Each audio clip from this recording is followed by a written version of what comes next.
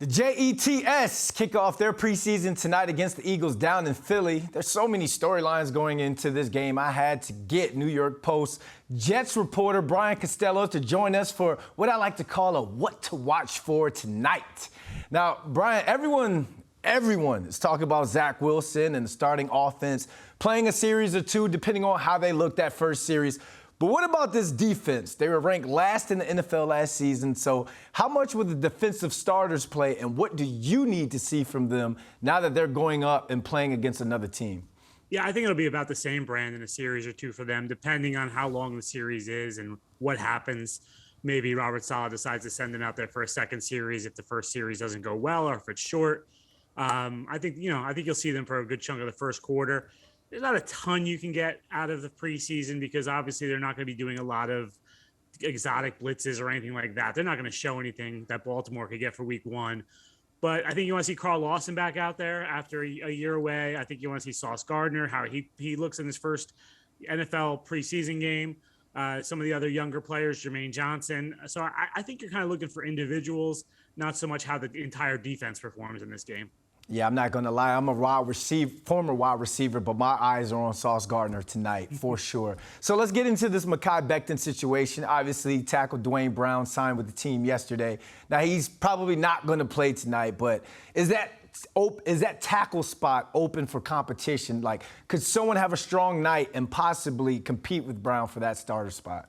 No, I don't think so, Brandon. They signed Dwayne Brown for a reason. Yeah, he won't play tonight. I don't think he's even been officially signed yet. I don't think the Jets have announced it as of when we're talking on Friday afternoon.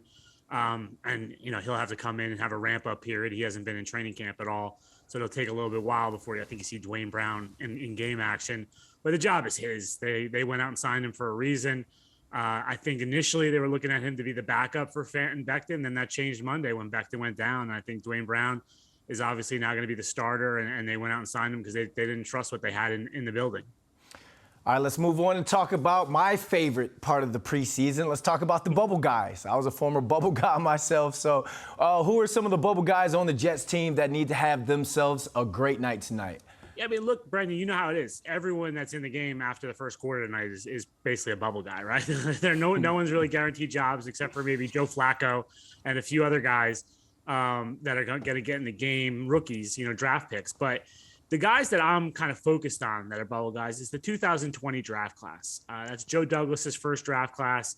Obviously, Becton is out, but Denzel Mims, right? What can he do? What can he show? Can he show that he deserves a spot on this team? Can he show that another team should trade for him?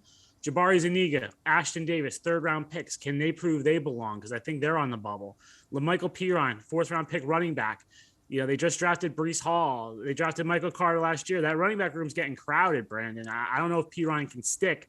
So to me, that 2020 draft class, that's an interesting group of guys to watch in this preseason and whether they can prove that they deserve roster spots.